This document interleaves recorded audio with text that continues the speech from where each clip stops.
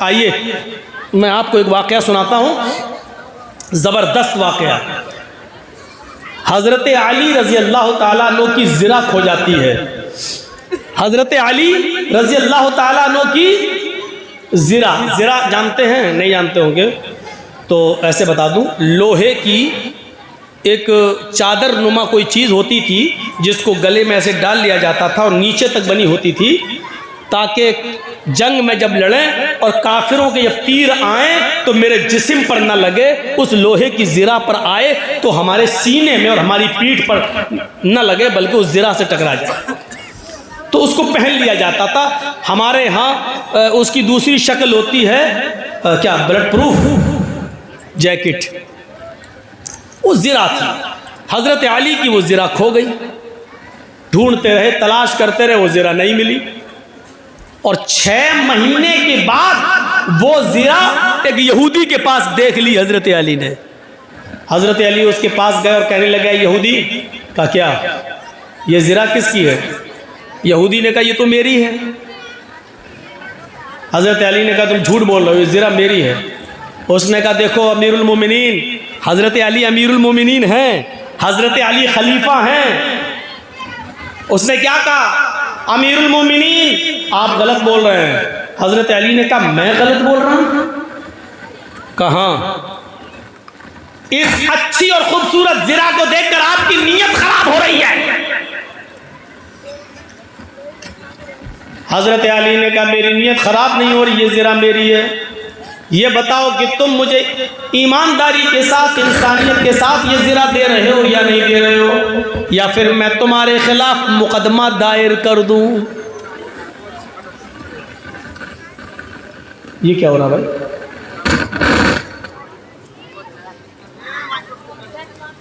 तो उस यहूदी ने क्या कहा, अमीरुल मोमिनीन आप शौक से मुकदमा दायर कर सकते हैं, अगर आपको ये ज़िरा लेना तो अदालत में साबित करो कि ये ज़िरा आपकी है। यहूदी को भी पता नहीं क्या था कि वो देखना चाह रहा था कि हज़रत अली देखें अपना हुक्म चला कर लेते हैं या कानून इनके लिए भी है।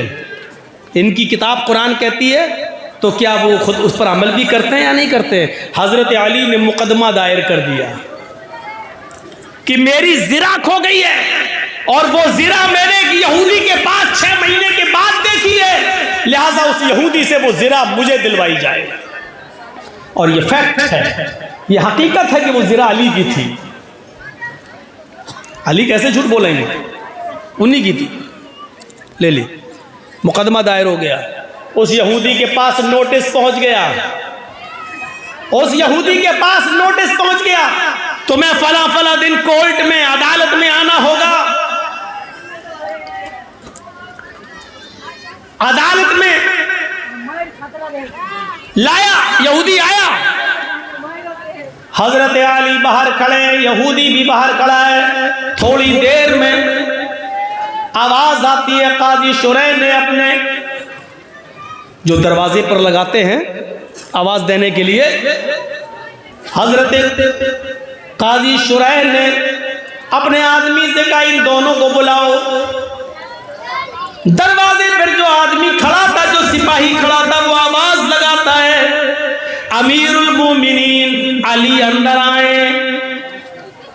काजी शुरैह टोकते हुए कहते हैं, आए सिपाही आवाज ये लगाओ, अली कटघरे में आए, अमीरुल मोमिनीन का लफ्ज मत लगाओ, क्योंकि हजरत अली इस वक्त कोर्ट में आ रहे हैं और अदालत के अंदर ये ताज़ीमी जुमले नहीं कहे जाते हैं। इन जुमलों के कहने से कोर्ट के ऊपर फर्क पड़ता है। यहां मैं फैसला सुना रहा हूं, ये नहीं देख रहा हूं कि अली कौन है, खलीफा है, क्या है, मुझे इससे कोई मतलब नहीं है। यहाँ इंसाफ के लिए आए हैं, यहाँ इंसाफ होगा, लिहाजा अली के साथ अमीरुल मोमिनीन का लफ्ज नहीं लगाया जाए। आए अली, अंदर आइए। अंदर आए, चलिए वो कटघरा है, वहां खड़े हो जाइए। अमीरुल मोमिनीन, अमीरुल मोमिनीन कहाँ खड़े हैं? कटघरे में। उस यहूदी से कहा तुम भी आओ। यहूदी को दूसरे कटघरे में, फैसला उसी दिन, आजकल की तरह नहीं। सालों गुजर जाते हैं, 12-12, 15-15 साल, लेकिन वही मामला वही अटका वही लटका। हाँ बोलिए, अय अली, मुकदमा आपने दायर किया है इस यहूदी के खिलाफ, प्रॉब्लम बताओ। प्रॉब्लम सुनिए, अब हजरत अली प्रॉब्लम बता रहे हैं। काजी साहब, और काजी किसने बनाया? अली ने। काजी किसने बनाया? जज अली ने। लेकिन वो जज, वो काजी खुद कह रहा है, अय अली बताओ। अमीरुल मोमिनीन भी नहीं कह रहा है, अय अली बताओ प्रॉब्लम। कहा कि मेरी एक ज़िरा खो गई थी 6 महीने पहले, मैं ढूंढ रहा, तलाश करता रहा, लेकिन ज़िरा नहीं मिली। वो ज़िरा इस यहूदी के पास मैंने देखी, जब मैंने मांगा तो ये कहने लगा कि ये ज़िरा मेरी है। मैं अदालत से दरख्वास्त करता हूँ काजी साहब कि मुझे मेरी ज़िरा दिलवाई जाए। उस यहूदी से पूछा काजी शुरैह ने, ज़िरा कहाँ है? कहा मेरे पास। कहा दिखाओ, दिखा दी।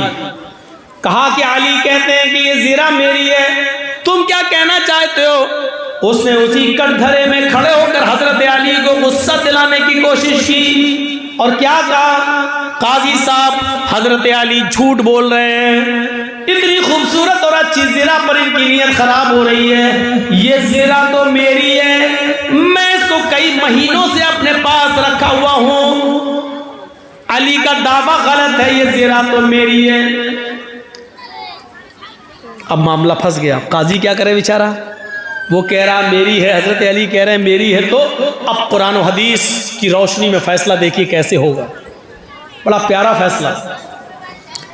काजी ने अली से कहा, शुरैह साहब ने, आए अली, अगर तुम ये कहते हो कि ये ज़िरा मेरी है, चूंकि अभी तो यहूदी के पास है और यहूदी उसका मालिक है, अगर तुम ये कहते हो कि ज़िरा मेरी है तो तुम्हें साबित करना होगा, और साबित करने के लिए तुम्हें गवाह पेश करना होंगे।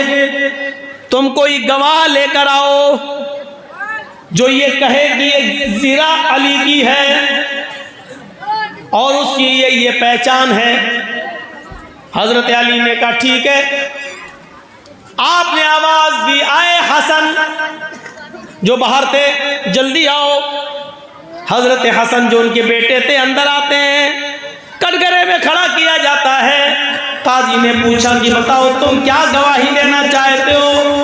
हजरत हसन गवाही देते हैं कि मैं गवाही देता हूं काजी साहब, ये ज़िरा मेरे बाप की, हजरत अली की, अमीरुल मोमिनीन की ये ज़िरा है जो 6 महीने पहले मेरे घर के बाहर दरवाजे पर रखकर मेरे वालिद मोहतरम अंदर चले गए नाश्ता करने के लिए, पानी पीने के लिए। जब वहां से बाहर निकलते हैं तो देखते हैं कि ज़िरा गायब है। 6 महीने तक वो ज़िरा गायब रही। 6 महीने के बाद यहूदी के हाथ में देखी गई ये ज़िरा की मैं गवाही देता हूँ कि ये ज़िरा मेरे बाप की है, मेरे अब्बू की है, लिहाजा ये यहूदी से लेकर मेरे बाप को दी जाए।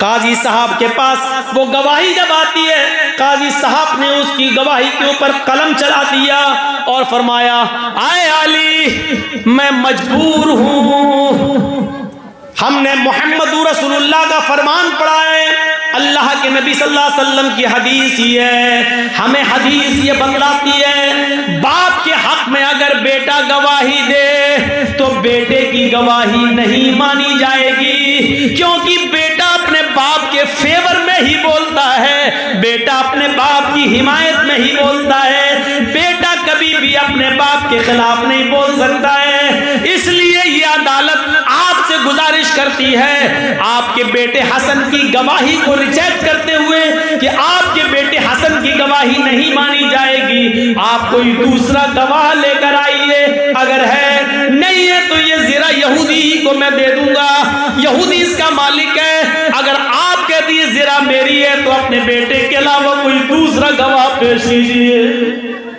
आजकल का दौर थोड़ी था जर्जी साहब झूठी गवाही के लिए 200 और 500 रुपए देकर 1000 रुपए 50 झूठे गवाह अदालत में खड़े कर दें, ऐसा दौर थोड़ी था। हजरत अली चाहते तो एक नहीं 10 आदमी पेश कर सकते थे, नहीं किया। हजरत अली ने कहा एक गवाह और है। ये नहीं कह रहे यहाँ तो जो फैसला कर देता है कि यहाँ हिंदू को दे दो और तुम इधर बना लो, 1 महीने के बाद उसको राज्यसभा का मेंबर बना दिया जाता है, अवार्ड दे दिया जाता है। ये सूरत हाल है। आए अली, दूसरा गवाह लाओ। हजरत अली ने आवाज लगाई अपने गुलाम को। हजरत अली का जो खादिम था, जो गुलाम था, वो अंदर आता है, कटघरे में खड़ा होता है, वो गवाही देता है ये ज़रा मेरे आका की है, हजरत अली की है, मैंने कई सालों से इनके पास देखी है। यहूदी झूठ बोलता है, इसने चोरी की है, ये ज़रा घर के बाहर से उठा कर ले गया है, ये ज़रा मेरे मालिक की हजरत अली की है।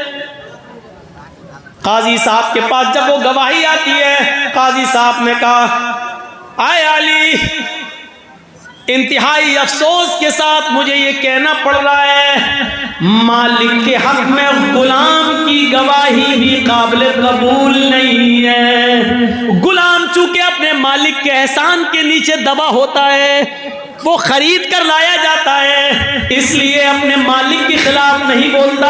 उसको डर लगता है कि अगर मालिक के खिलाफ बोलेंगे तो कोड़े पड़ेंगे, घर जाकर मेरा मालिक मुझे मारेगा, इसलिए मालिक के हक में गुलाम की गवाही भी शरीयत कहती है कि वो काबिल कबूल नहीं है, लिहाजा आपके गुलाम की गवाही भी नहीं मानी जाएगी। कोई और गवाह हो तो पेश करो।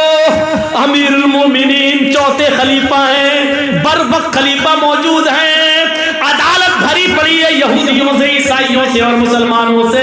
अमीरुल मोमिनीन की गवाहियां रिजेक्ट की जा रही हैं। हजरत अली का बनाया हुआ जज खुद हजरत अली की गवाहियां रिजेक्ट कर रहा है। जरा तसव्वुर करो अदल कैसा, इंसाफ कैसा, जरा तसव्वुर करिए। इस इंसाफ को देखकर कभी महात्मा गांधी ने कहा था ऐसा अदल और ऐसा न्याय और इंसाफ अगर भारत के अंदर कायम हो जाए तो भारत अमन और शांति की चिड़िया बन जाए, इसके अंदर कभी खून और खराबा ना हो, अमन और शांति का गहवारा बन जाए। ये मुल्क ऐसे ही अदल और इंसाफ की वजह से मेरे भाइयों आप अंदाजा लगा सकते हैं, ऐसी अदल और इंसाफ की वजह से लोग इस्लाम के दायरे में दाखिल होते चले गए। हजरत अली, दूसरा गवाह कोई है? हजरत अली ने कहा काजी साहब, अफसोस के साथ मुझे कहना पड़ रहा है कि मेरी दोनों गवाहियों को आपने रिजेक्ट कर दिया। मेरे बेटे और मेरे गुलाम के अलावा मेरे पास अब तीसरा कोई गवाह नहीं है जिसने मेरी ज़रा को देखा हो और वो देखकर पहचान भी सके। देखे तो बहुत से लोग हैं, लेकिन उसकी जो पहचान इन दोनों को मालूम है वो किसी और को नहीं मालूम है। देखी होगी लेकिन वो ये नहीं कह सकता कि अली ही की है या किसी और की, मैं कैसे जानूं? मेरे पास और कोई तीसरा गवाह नहीं है। जानते हो अब अदालत क्या फैसला सुनाती है? भरी अदालत में अमीरुल मोमिनीन के खिलाफ फैसला सुनाया जा रहा है। काजी शुरह कहते हैं आए यहूदी, इस ज़रा के मालिक तुम हो क्योंकि ये ज़रा तुम्हारी है, तुम्हारे पास है और तुम अपने पास इसको रखते हो। हजरत अली इस ज़रा को अपनी बता रहे थे, लेकिन अली इस ज़रा को अपनी बताने के लिए दो गवाह नहीं पेश कर सके हैं, लिहाजा इस ज़रा को तुम्हें दिया जा रहा है। इस ज़रा के मालिक तुम हो, जाओ आज के बाद ये ज़रा तुमसे हजरत अली नहीं मांग सकते। यहूदी उस ज़रा को उठाता है और दिखाता है और कहता है जज साहब, काजी साहब, आपने अपना फैसला सुना दिया है। मैं यही देखना चाहता था कि हजरत अली कहीं झूठे गवाह तो नहीं लाते हैं, और ये देखना चाहता था कि हजरत अली का रौब और दबदबा देखते हुए कहीं आप गलत फैसला तो नहीं सुनाते हैं। आपने वही फैसला सुनाया जो कुरान कहता है, जो हदीस कहती है। लेकिन अब आप भी एक बात सुन लीजिए, आपने जो फैसला सुना दिया, अब इस ज़रा का मालिक मैं हूं, लेकिन अब मेरा फैसला सुन लीजिए। हजरत अली बिल्कुल सच्चे हैं, ये जिरा दरवाजे के बाहर रखी थी और मैंने 6 महीना पहले ये जिरा उठाई थी और मैं लेके चला आया था, और जानबूझकर 6 महीने के बाद मैं ये जिरा अली के सामने से लेकर गुजरा।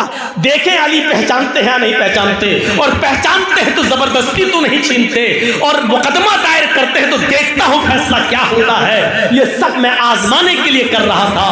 आजमाइश में अली भी कामयाब, इस आजमाइश और इम्तिहान में अदालत भी कामयाब। लिहाजा इस कामयाब अदालत का फैसला और अली की ईमानदारी को देखते हुए अब मेरा फैसला यह है कि ये जिरा अली को दे रहा हूं, और जिसने आपको और अली को यह फैसला करने पर और फैसला मानने पर मजबूर किया है, उस मजहब से मैं भी अपना रिश्ता जोड़ रहा हूं। अशहदु अल्ला इलाहा इल्लल्लाह व अशहदु अन्ना मुहम्मदन अब्दुहु व रसूलुहु। ये कलमा पढ़कर वो यहूदी इस्लाम की आगोश में और इस्लाम की गोद में आ जाता है। मेरे भाइयों, ये अदल हुआ करते थे। वला यजरिमन्नकुम शनान कौमिन अला अल्ला तादिलू। किसी कौम की दुश्मनी तुम्हें गलत फैसला करने पर मजबूर ना कर दे। अरे हम और आप हिंदू और मुसलमान के दरमियान क्या सच्चा फैसला करेंगे? अगर पंचायत गांव में ही हो जाए तो उधर भी हम कोई ना कोई तरीका ऐसा अपनाते हैं कि हमारी बात हमारे रिश्तेदार के फेवर में चली जाए, हमारे करीब के फेवर में चले जाए। ये हमारे इंसाफ का तकाजा है। अरे अल्लाह तो ये कहता है कि गैर मुस्लिम कोई दूसरे धर्म का मानने वाला जो तुम्हारा दुश्मन है, लेकिन अगर आपसे फैसला करवाया जाए तो उस वक्त अपनी दुश्मनी भूल जाना, और जो अदल हो, जो इंसाफ हो, वही फैसला करे। ये वाकया तो मैं ही सुना चुका हूं कई बार। ये वाला जो अब सुनाने जा रहा हूं,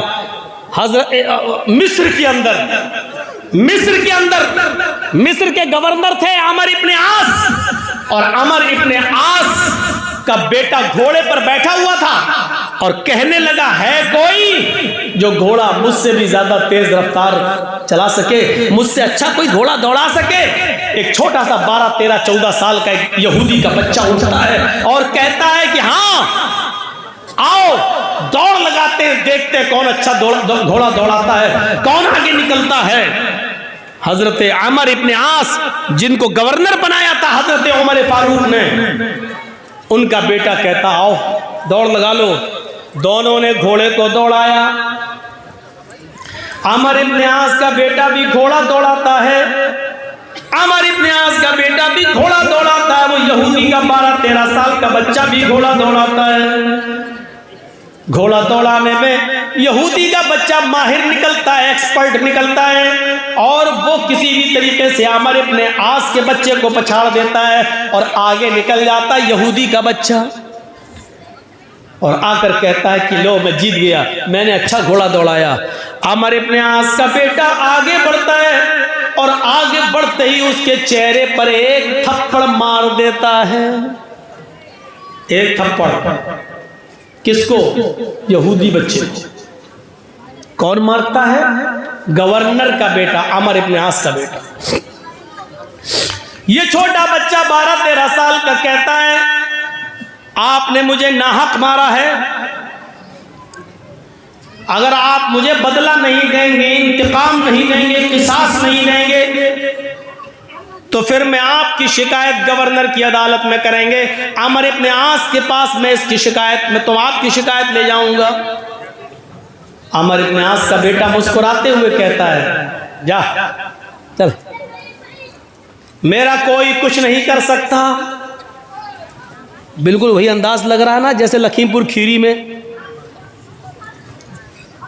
मंत्री का बेटा गाड़ी चढ़ा रहा है और पुलिस पकड़ के ले जा रही है, तो मंत्री का इस्तीफा ही नहीं लिया जा रहा है, ना दिया जा रहा है।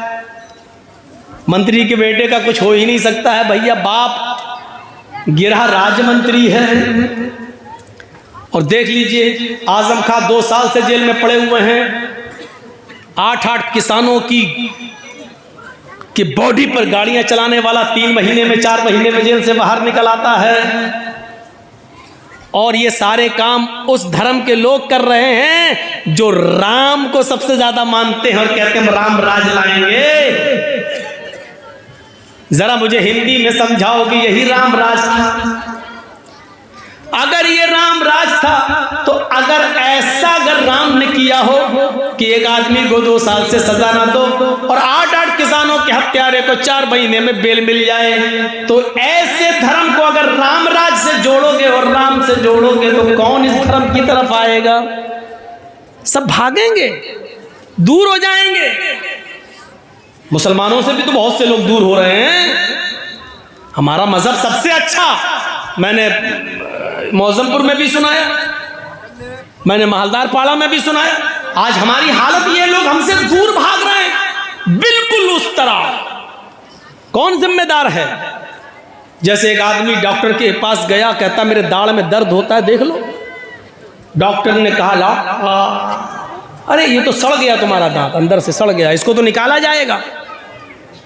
उसने कहा कि फीस कितनी लोगे? उसने कहा 200 रुपये। ज़्यादा है। अरे 5 दिन की दवा भी तो देंगे तुमको, मरहम दवा लगाने की और कुल्ला करने की, गरारा करने की, सब दवा देंगे, 200 रुपये लगेंगे। उसने कहा ठीक है चलो। बैठा, जंबूर लिया, पिलास उसके दांत को उखाड़ने लगा। अब वो चिल्लाया, मर गया। डॉक्टर ने उखाड़ ही दिया, दवा लगाई, 5 दिन की दवा दी, पर्दा हटा के देखा, उससे कहे 600 रुपये दो। कहा 600? 200 में बात हुई थी। का बात तो 200 में हुई थी, लेकिन तू इतनी तेज चिल्लाया कि मेरे 2 मरीज जो बाहर बैठे थे वो भाग गए। उन दोनों की फीस भी हम तुझसे लेंगे, तेरी वजह से भागे।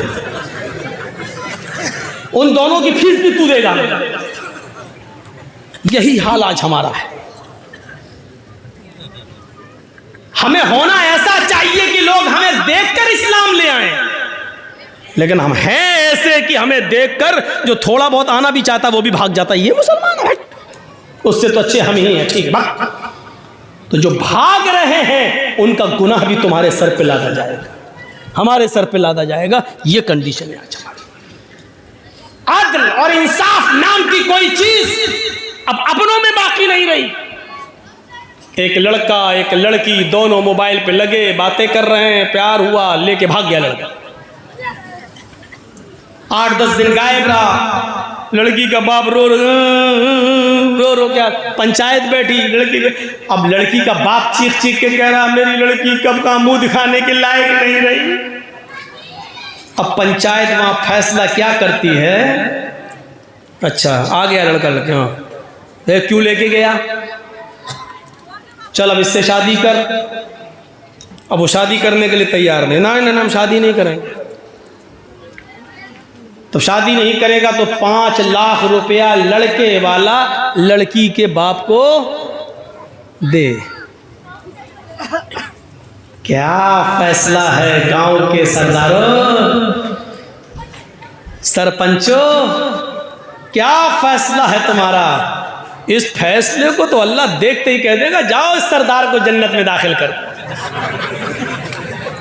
ऐसा फैसला 5 लाख रुपया, 4 लाख रुपया, 3 लाख रुपया, 2 लाख रुपया लड़का क्यों दे? सब लड़का लेके भागा। हाँ तेरी लड़की भागी कैसे? लड़के का कसूर था, लड़की का कसूर नहीं था। इल्जाम सिर्फ लड़के को कैसे दे रहे हो? कुरान तो कहता वक़र्न फ़ी बुयूतिकुन्ना, औरतों को, लड़कियों को हुक्म देता अपने घरों में लाजिम पकड़े रहो, घरों से बाहर ना निकलो बिला जरूरत। तुम्हारी लड़की कैसे निकली? लड़का भगाया, आपकी लड़की भी भागी। साहब मेरे लड़के ने लड़की के साथ 8-10 दिन रहकर गलत काम किया, जबरदस्ती तो नहीं की है ना? दोनों राजी थे, गलत काम हुआ तो जुर्माना दोनों तरफ से लगना चाहिए। फैसला ये होना चाहिए। लेकिन बड़ा अजीब फैसला, जुर्माना लड़का दे, लड़के का बाप दे, लड़की के बाप को। वाह साहब, गलती दोनों करें, सजा सिर्फ एक को दी जाए। ये हमारा अदल है, हमारा इंसाफ है। हम अपने बिरादरी में अदल नहीं कर पाते हैं, हिंदू और मुसलमान, सिख और ईसाई के दरमियान हम अदल क्या करेंगे और इंसाफ क्या करेंगे।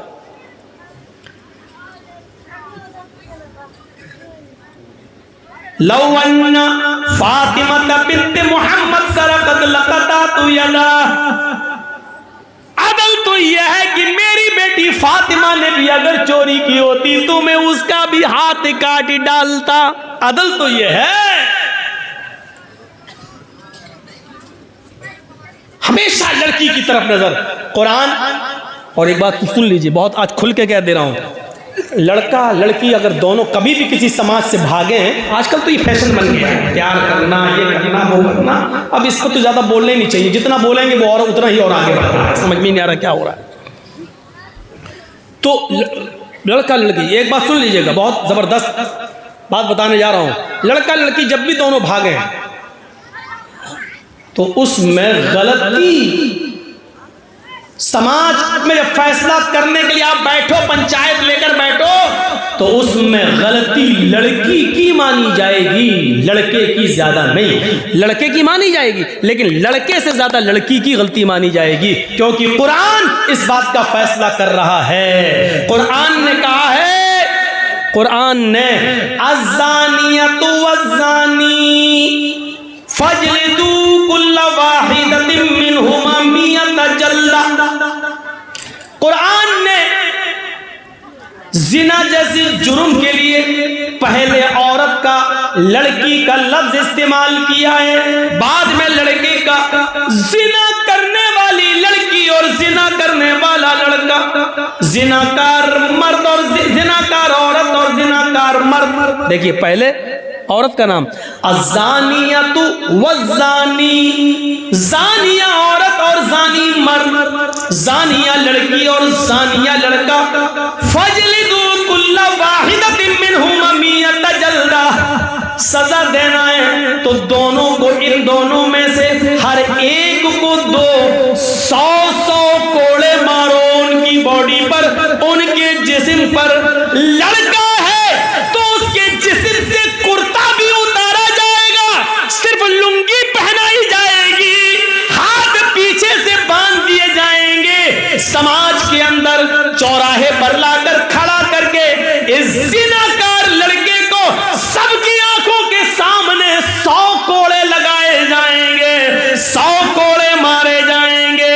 लड़की है तो उसके चेहरे से, उसके जिस्म से कमीज नहीं उतारी जाएगी, उसके जिस्म पर कपड़ा रहेगा, ओढ़े हुए रहेगी, और उसी जिस्म पर कपड़े पहने हुए जिस्म पर कोड़े मारे जाएंगे, ताकि उसके जिस्म की बेहुरमती ना हो, उसका जिस्म नुमाया ना हो। लेकिन 100 कोड़े इस लड़की के जिस्म पर भी मारे जाएंगे, बशर्त ये कि दोनों कुंवारे हों, दोनों में से किसी की शादी ना हुई हो।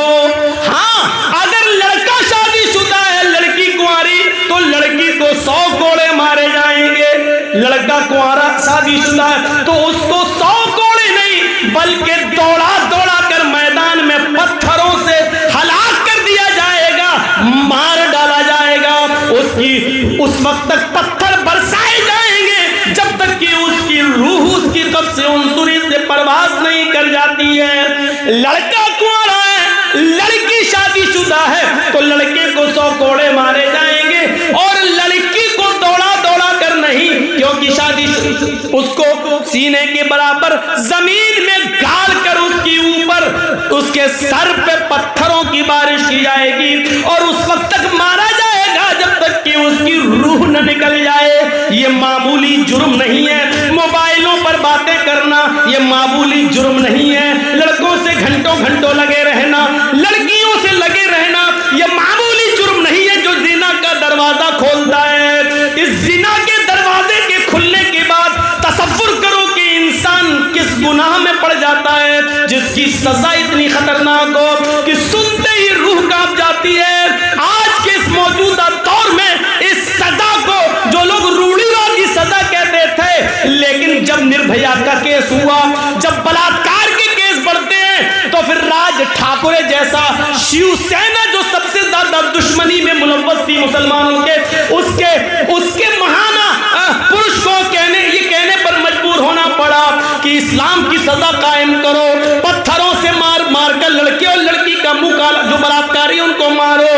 तो सोचो ये ऐसी दर्दनाक सजा है और आखिर ये लागू करना पड़ा पत्थरों से नहीं तो हैदराबाद तेलंगाना की सरजमीन पर जो एक लेडी डॉक्टर के साथ जो गलत काम किया गया और 4 लोगों को पकड़ के जब जेल में डाला गया तो पुलिस पूछताछ के बहाने निकालती है और मौके वारदात पे जहां रेप हुआ वहीं पर ले जाकर 4 लड़कों का इनकाउंटर कर देती है। आज इस चीज की जरूरत पड़ रही है।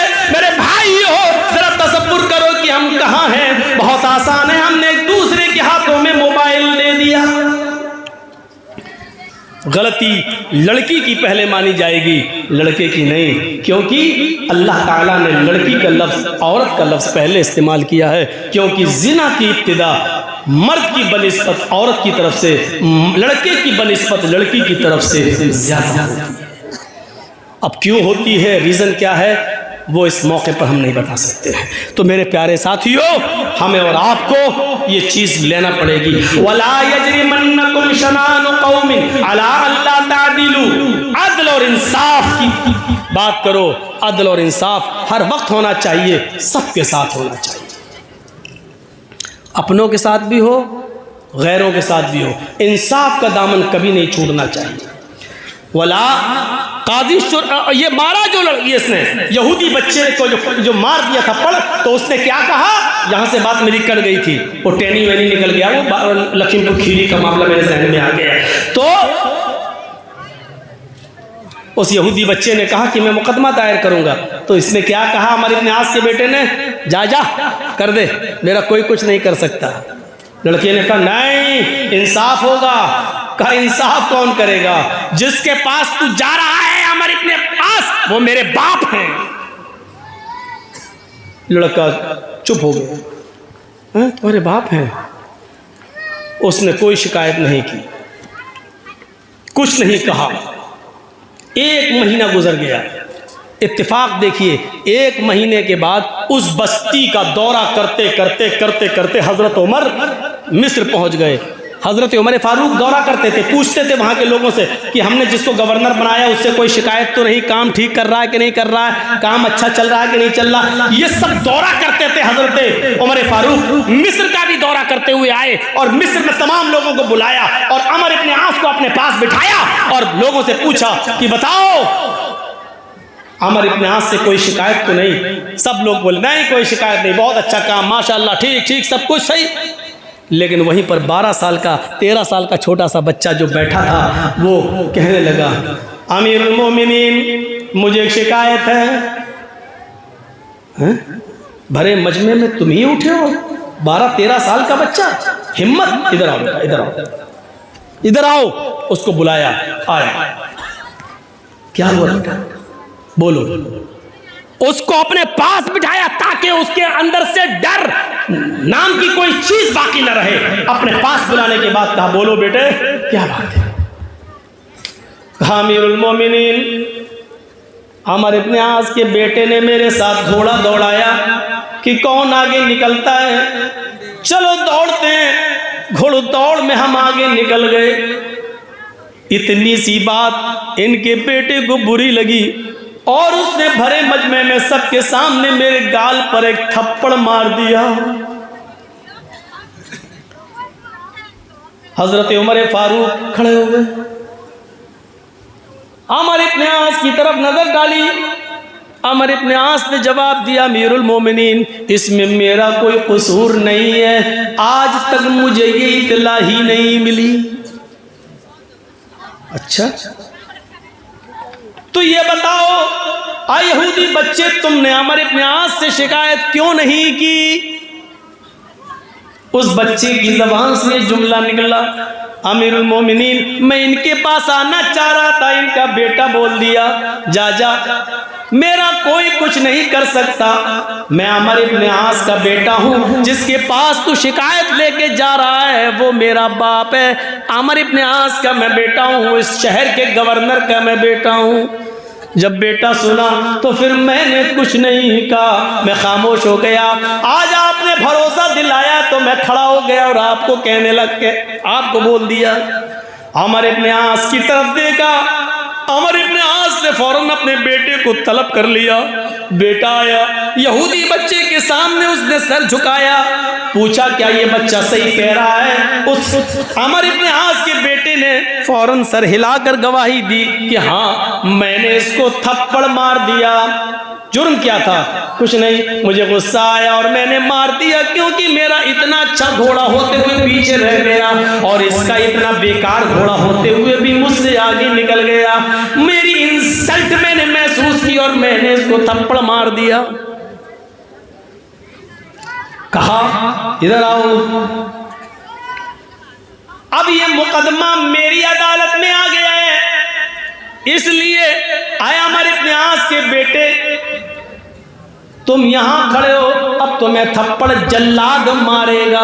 अगर मामला बराबर करना था तो उसी वक्त तू अपना गाल पेश करता और ये बच्चा उतनी जोर से तेरे थप्पड़ मार देता, मामला वहां रफा दफा हो सकता था। लेकिन जब अदालत में हमारी चौखट पे मुकदमा आ गया तो अब ये थप्पड़ जल्लाद तेरे चेहरे पे मारेगा।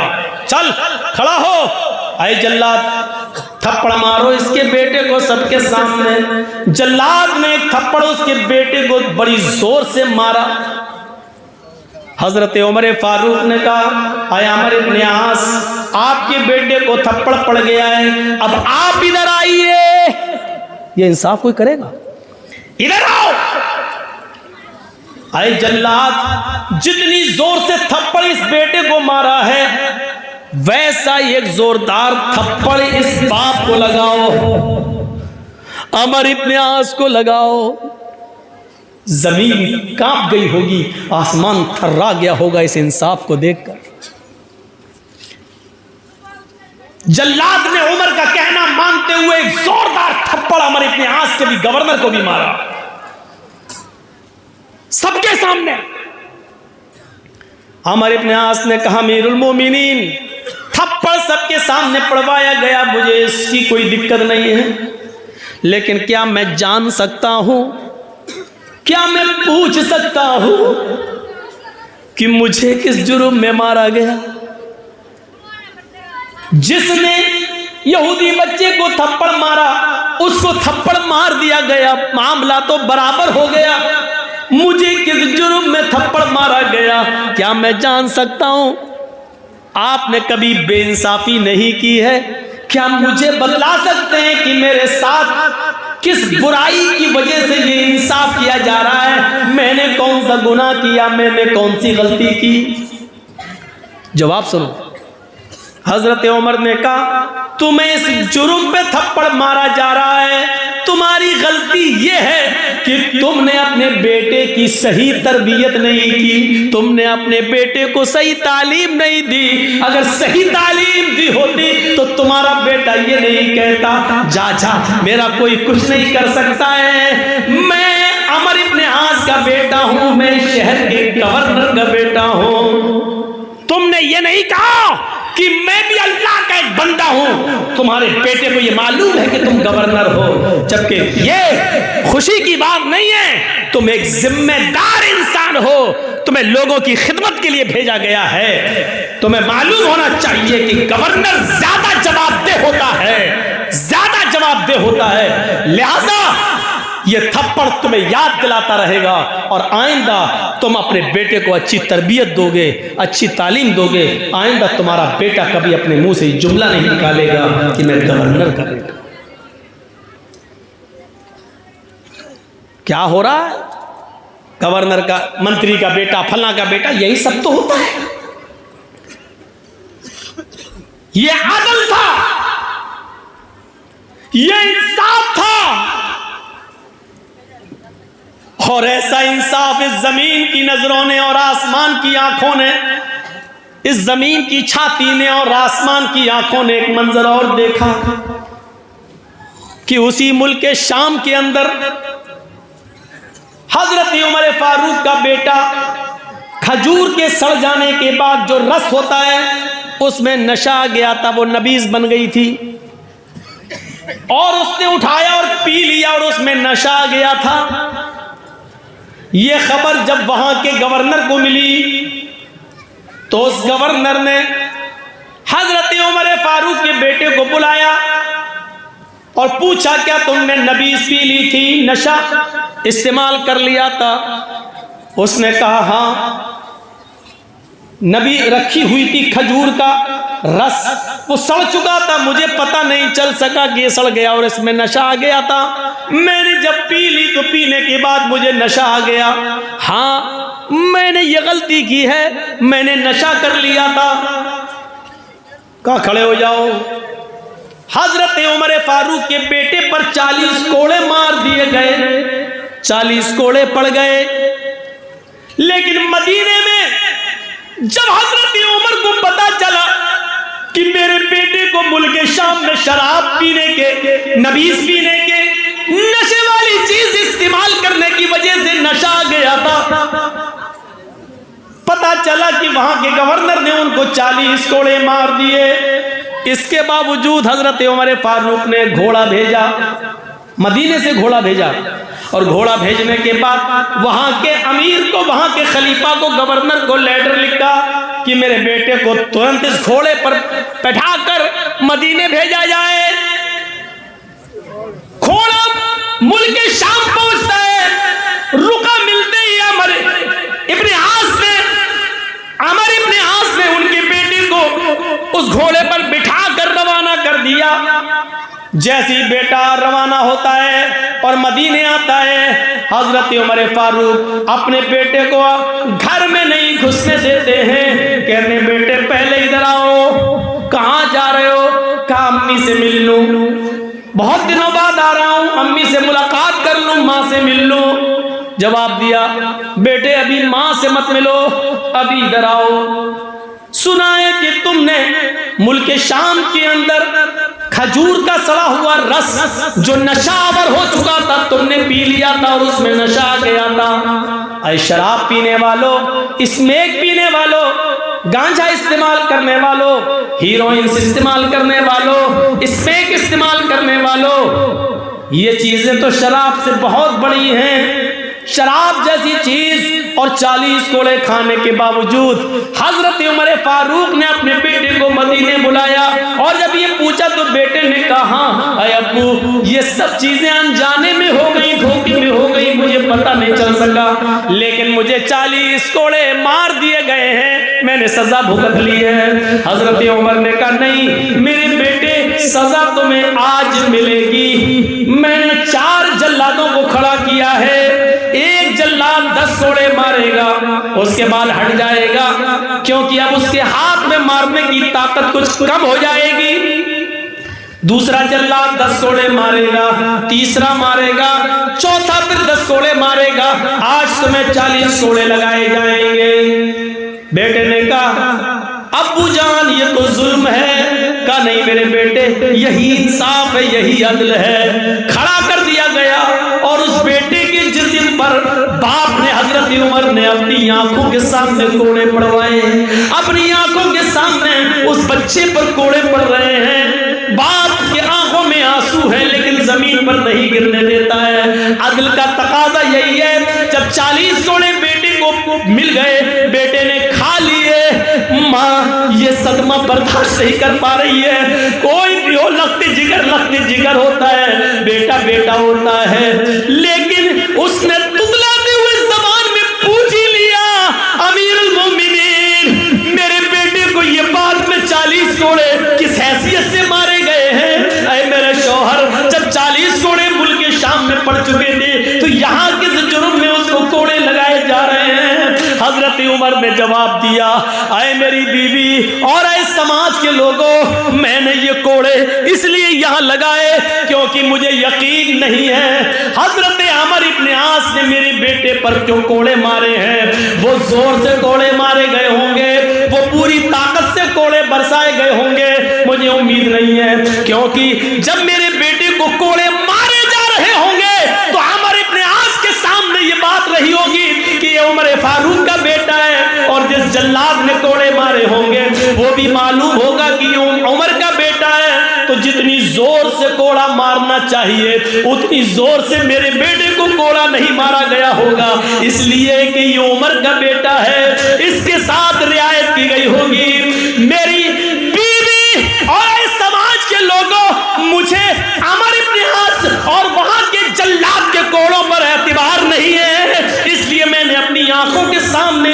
मर्दों से 40 कोड़े पड़वाए हैं। अब मुझे यकीन है कि मेरे कोड़े को, मेरे बेटे को जो सजा मिली वो सही। अब मैं कयामत के दिन अल्लाह के सामने, अर्श के सामने खड़े होकर कह सकता हूं कि मैंने अपने बेटे को अपनी आंखों के सामने सजा दिलवाई। ये अदल था, ये अदल। और इस अदल के बिना मेरे भाइयों इंसानियत जिंदा नहीं रह सकती है। इंसानियत का एहतराम तभी होगा जब अदल हमारे अंदर पाया जाएगा। चाहे वो हिंदू हो, मुसलमान हो, सिख हो, ईसाई हो, आपका अपने घर में आपके औलाद हो, आपकी बेटे और बेटियां हो, आपके रिलेटिव्स, रिश्तेदार हो, जब तक अदल नहीं होगा इंसानियत जिंदा नहीं रहेगी। इंसानियत को जिंदा रखना है तो अदल का तकाजा है मेरे भाइयों कि सबके साथ अदल किया जाए। वला यजरिमन्नकुम शनानु कौमिन अला अल्ला तादिलू इअदिलू व अक़रबु लित्तक़वा। सबके साथ इंसाफ करो और यही तक़वा के ज़्यादा करीब है और इंसानियत का दर्स देता है कुरान।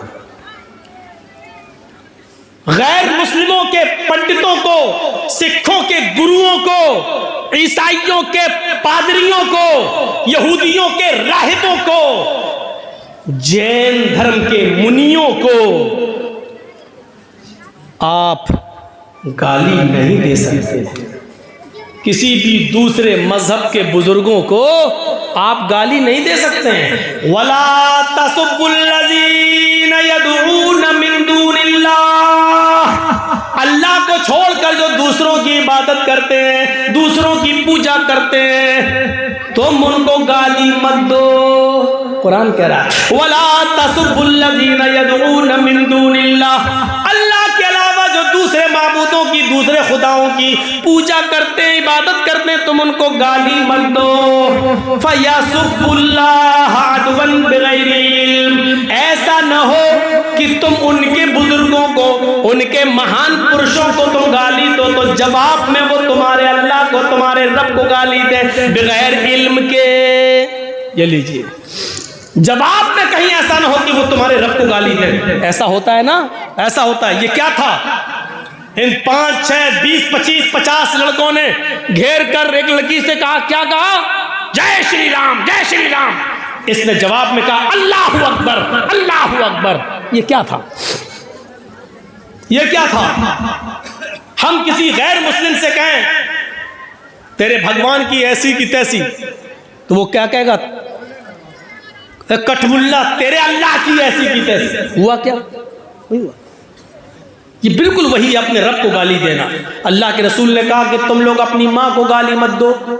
सहाबा ने कहा अल्लाह के रसूल अपनी माँ को कौन गाली दे सकता है? आपने कहा तुम दूसरों की माँ को गाली दोगे, जवाब में वो तुम्हारी माँ को गाली देंगे। तो इसका मतलब ये है कि तुम खुद जिम्मेदार हुए अपनी माँ की गाली के। तुमने अपनी माँ को खुद गाली दी, न तुम उनकी माँ को गाली देते, न वो जवाब में तुम्हारी माँ को गाली देते।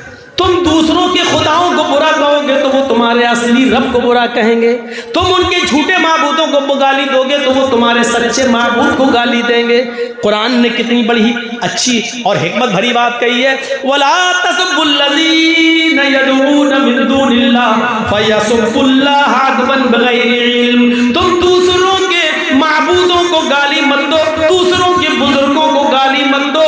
जो अल्लाह को छोड़कर दूसरों की इबादत करते हैं तुम उनको गाली मत दो।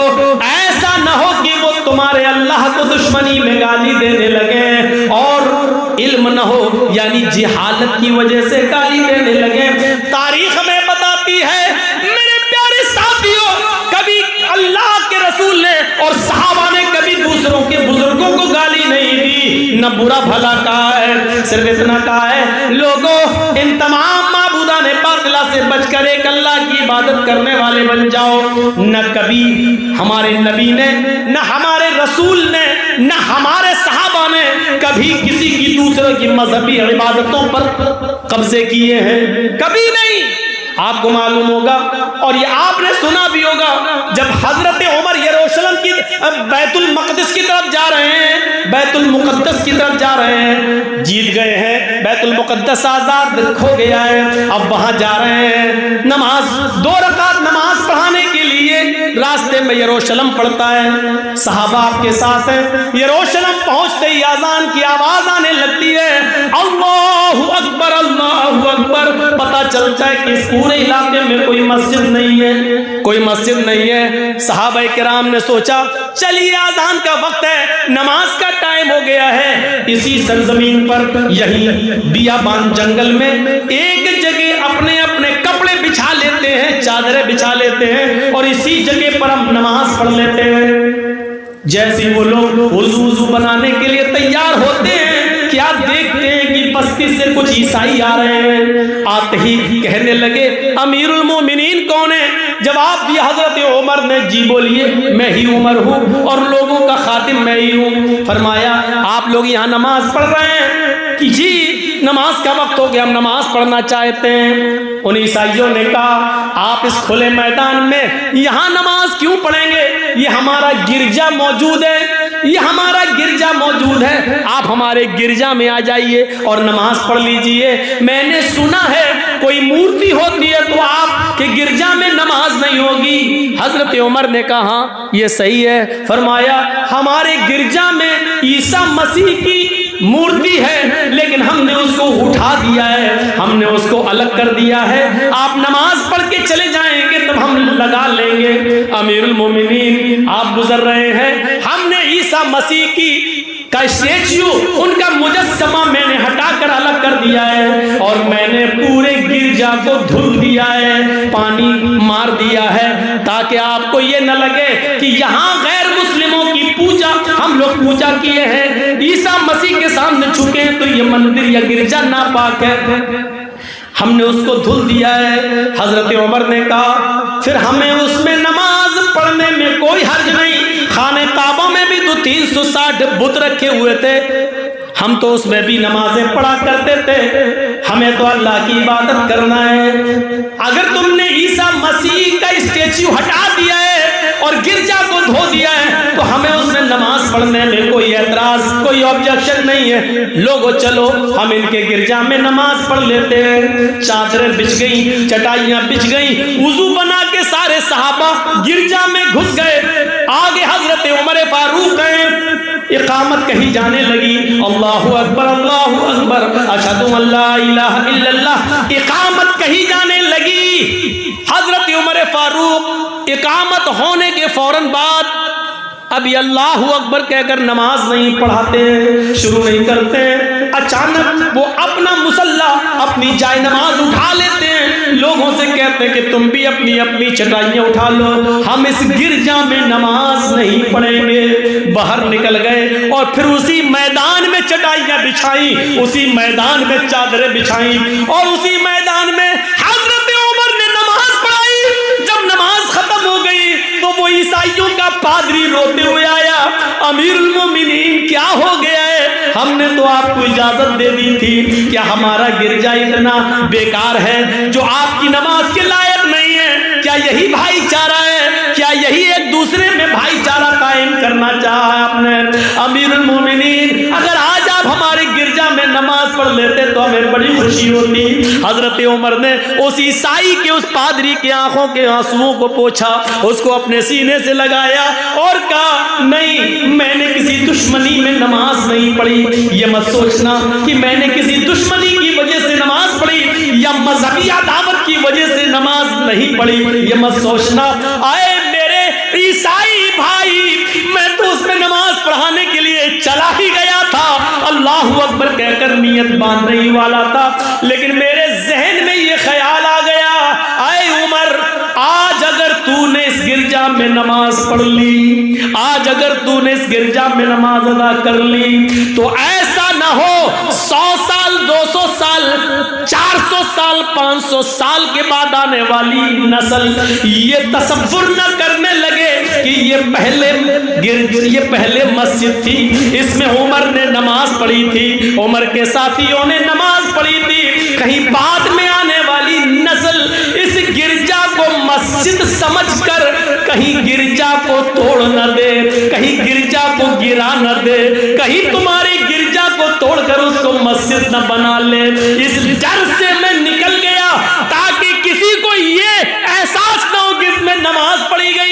अगर किसी को 100 साल 200 साल के बाद, मेरे इंतकाल के बाद ये कहने का मौका मिल सकता है कि इसमें तो उमर और सहाबा ने नमाज पढ़ी है, तो पहले मस्जिद थी। तुम्हारा गिरजा तोड़कर या मस्जिद बनाने का एक बहाना उनको मिल सकता है। इसलिए हम इस गिरजा में नमाज नहीं पढ़े ताकि बाद में आने वाली कोई नस्ल इस गिरजा को तोड़कर मस्जिद बनाने का दावा या मस्जिद होने का दावा न कर दे।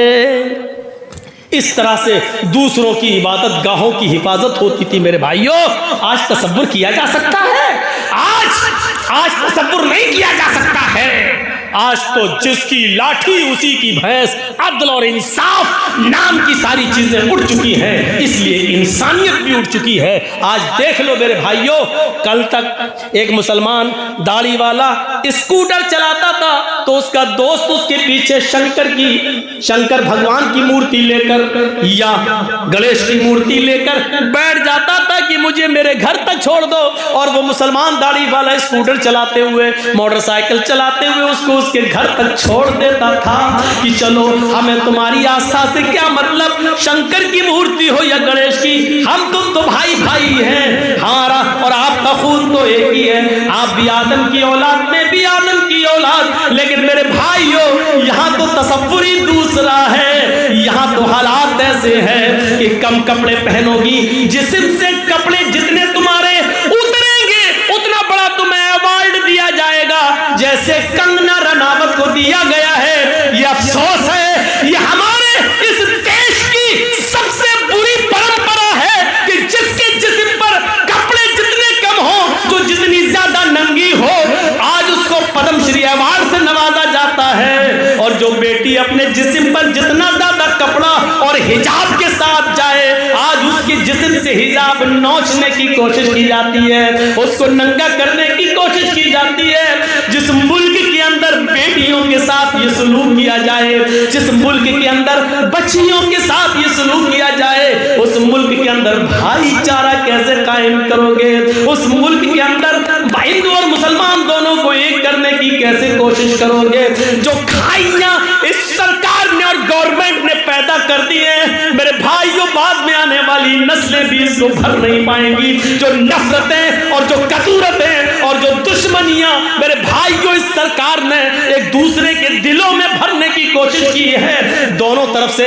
ये कतूरतें भरी जा रही हैं, दोनों तरफ से ये अदावत एक दूसरे के खिलाफ भरी जा रही है।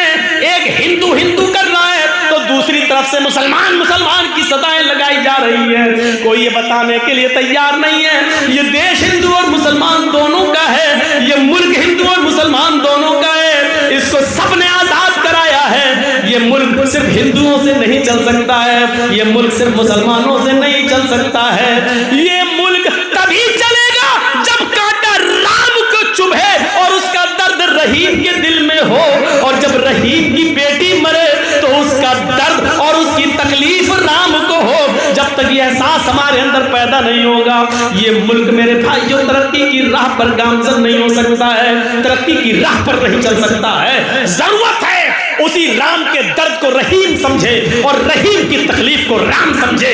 ये जरूरत है, वक्त का तकाजा है, और वक्त की अहमियत को समझने की कोशिश हमें और आपको सबको करने की जरूरत है। इस वक्त इस भाईचारे की जरूरत है। वला तसब्बुल्लज़ीना यदऊना मिन दूनिल्लाह, तुम दूसरों के बुजुर्गों को गाली मत दो, वरना जवाब में वो तुम्हारे अल्लाह को गाली देंगे दुश्मनी में बगैर इल्म के।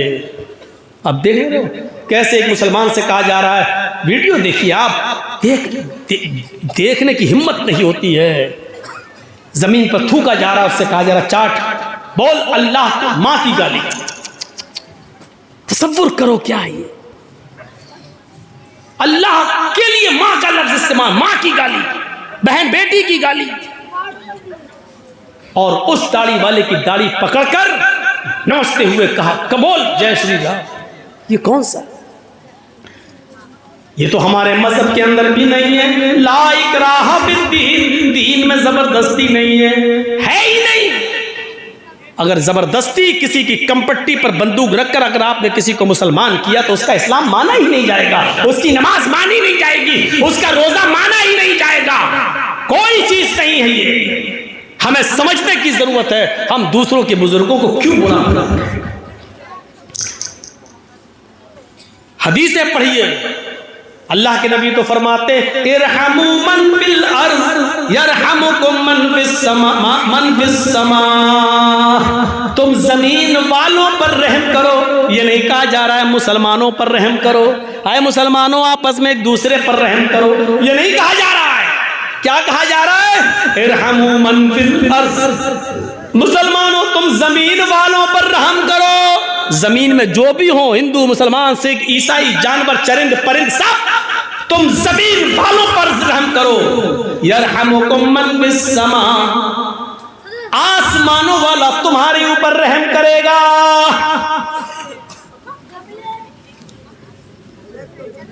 हमारे पड़ोस में एक हिंदू रहता है, उसका बच्चा बीमार है, हॉस्पिटल के अंदर एडमिट है, रमजान का महीना चल रहा है। डॉक्टर ने कहा इसको 1 बॉटल खून की जरूरत है, ऑपरेशन होगा। बाप का ब्लड मैच नहीं खा रहा है बेटे के ब्लड से। हमारे उस हिंदू पड़ोसी को मालूम है कि मौलाना जर्जीस का ब्लड ग्रुप वही है जो मेरे बच्चे का है। फोन आता है, एक मिसाल दे रहा हूं, वो हिंदू पड़ोसी फोन करता है, जर्जीस साहब आपका ब्लड ग्रुप क्या है? जर्जीस साहब जवाब देते हैं A+। अरे मेरे बेटे को A+ ब्लड की जरूरत है, अगर आधे घंटे में आप हॉस्पिटल नहीं पहुंचे तो मेरा बेटा मर जाएगा। जर्जीस साहब जा रहे हैं, गाड़ी उठाई, बाइक उठाई, 4 व्हीलर पकड़ी, भागे, हॉस्पिटल पहुंचते हैं।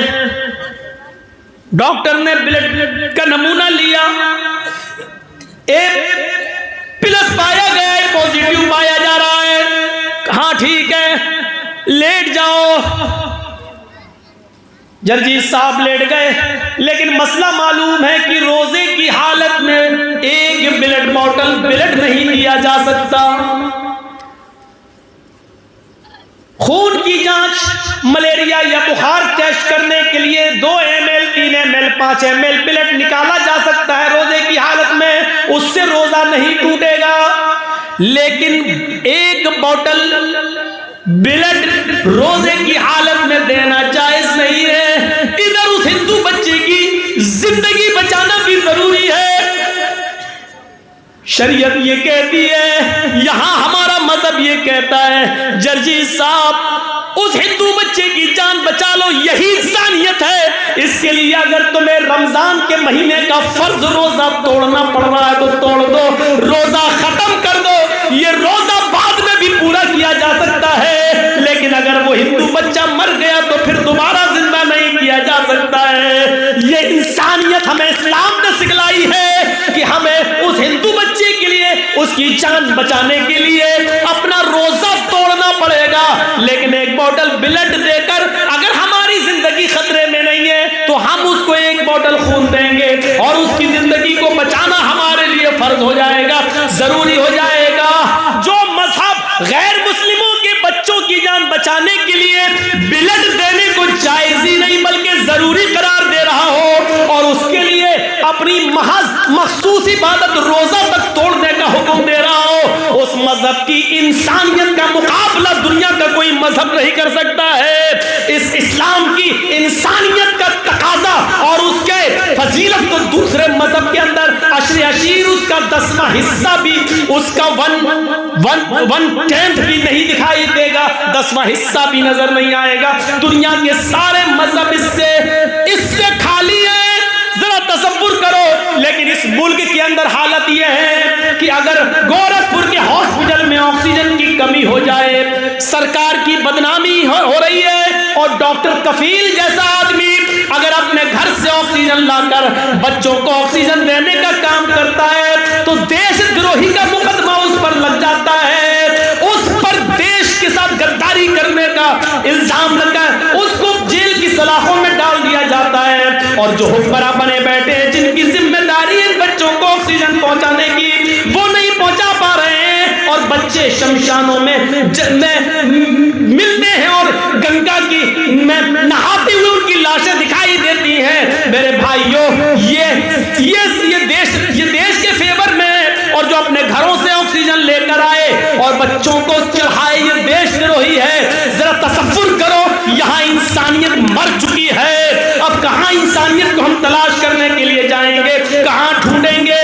गौर कीजिए, मैं जानता हूं कि हिंदू धर्म हमें इस चीज की तालीम नहीं देता है। हिंदू धर्म तो हमें इंसानियत का दर्स देता है। रामचंद्र जी ने भी हमें इंसानियत का दर्स दिया है, लक्ष्मण ने भी इंसानियत का पाठ पढ़ाया है। राम के मानने वाले गलत हो सकते हैं, राम ने हमें गलत चीज नहीं बताई है। कृष्ण जी ने हमें गलत नहीं बताया है, कृष्ण जी गलत नहीं है। कृष्ण के मानने वाले गलत हो सकते हैं, वो दुश्मनी का शिकार हो सकते हैं। मोहम्मद रसूलुल्लाह गलत नहीं है, मोहम्मद के मानने वाले दुश्मनी का शिकार हो सकते हैं। मेरे भाइयों, कुरान गलत नहीं है, कुरान के मानने वाले गलती कर सकते हैं, इसमें कुरान का कसूर नहीं है। मेरे भाइयों, इसीलिए तो कहता हूं कि चंद लोगों की वजह से आज इंसानियत खत्म होती जा रही है, चंद लोगों की वजह से आज इंसानियत मिटती जा रही है। ये खाई इतनी गहरी होती जा रही है कि इसको पुर करने में और भरने में बहुत दिन लगेंगे, कई साल लगेंगे। हमारा मुल्क बहुत पीछे चला जा रहा है, पीछे की तरफ जा रहा है। इसको अपनी पटरी पे आने में बहुत साल लगेंगे, और ये तभी पूरा होगा जब प्यार और प्रेम मोहब्बत एक दूसरे से करने लगेगा, तब जाकर ये खाई पूरी होगी। इसको हमें और आपको समझने की जरूरत है, अपना मुहासिबा करने की जरूरत है, अपना हिसाब लेने की जरूरत है। मेरे भाइयों, आज तबीयत थोड़ी सी नासाज होने के बावजूद भी मैंने तकरीबन 1.25 घंटे आपके लिए लिए हैं। 2 घंटे से आज तो सोच रहा था कि 1.5 घंटा बोलकर तकरीर खत्म कर देंगे 12 बजे, लेकिन चलिए, जब जज्बात में बह गया तो बह गया। हम अल्लाह से दुआ करते हैं कि बारे अल्लाह हमारे अंदर इंसानियत पैदा फरमा दे। अल्लाह इंसानियत को समझने की हमें तौफीक अता फरमा, इंसानियत हमारे अंदर कूट कूट के भर दे। अल्लाह, इस मुल्क के अंदर तकलीफ किसी गैर मुस्लिम को हो तो उसका दर्द हमें हो, और जब हमें तकलीफ पहुंचे तो इसका दर्द गैर मुस्लिम को हो। हमें आपस में ऐसा भाई भाई बना दे।